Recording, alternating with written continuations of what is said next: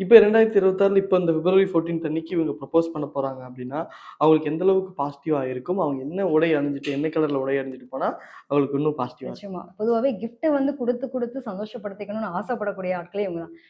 நீங்க என்னதான் நெறைய விஷயங்கள் பண்ணாலும், ஒரு சின்னதா அன்னைக்கு டேல ஒரு கிஃப்ட் குடுக்கணும் அப்படின்னு எதிர்பார்க்கிறது. ஆசை இருக்கும். பட் எல்லாருக்குமே ஆசை இருக்குல்ல. இவங்களுக்கு இன்னும் ஒரு ஸ்டெப் மேல போய் குழந்தைத்தனமா, இது வந்து இன்னைக்கு எனக்கு குடுத்துற மாட்டாங்களான்ற ஒரு எதிர்பார்ப்புல ஏங்கக்கூடிய இயங்கக்கூடிய நபர்கள். ஸோ இவங்கள பொறுத்தவரைக்கும் ஒரு கிஃப்ட் குடுக்குறது ரொம்ப நல்லது. அது மாரி ஸ்கை ப்ளூ ம். இளம் அந்த ஒரு மாரி ப்ளூ கலர்லயும், அதே மாரி பிங்க் கலர்லயும் இவங்க ட்ரெஸ் வேர் பண்ணிக்கிட்டாலும் சரி, ஒரு கிஃப்ட் குடுக்குறதா கூட அந்த மாரி கலர் ரிலேட்டடா என்ன கிஃப்ட்டா இருந்தாலும் அவங்க குடுத்தா கூட சரி, இவங்களுக்கு இந்த டைம் பீரியட்ல ஒரு சக்சஸ் கிடைக்கக்கூடிய நிலை உண்டு.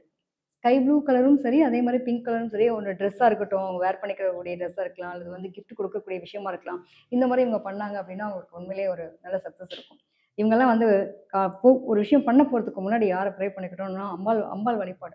அப்படியே காலைல கும்பிட்டுட்டு, எனக்கு எல்லாமே நீங்க தான் அப்படிங்கிற மாரி ஒரு ப்ரேயர் பண்ணிட்டு ஆரம்பிச்சாங்கன்னா சூப்பரா இருக்கும். கண்டிப்பா.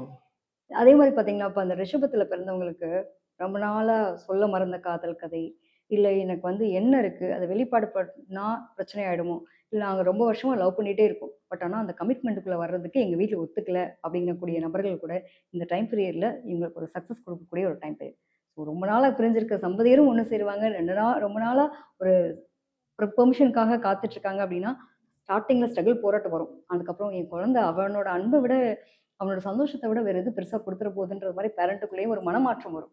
அதுக்கு நீங்க உட்கார்ந்து பேசுனீங்கன்னா, நிச்சயமா இந்த டைம் பீரியட் சக்சஸ். கண்டிப்பாங்க. நீண்ட நாள் பிரிஞ்ச ஒரு அ காதலர்கள் கூட இந்த டைம்ல ஒன்று சேரக்கூடிய ஒரு காலகட்டம் ஒண்ணுமே இல்ல. அதுக்கு நீங்க முயற்சி எடுக்கணும்.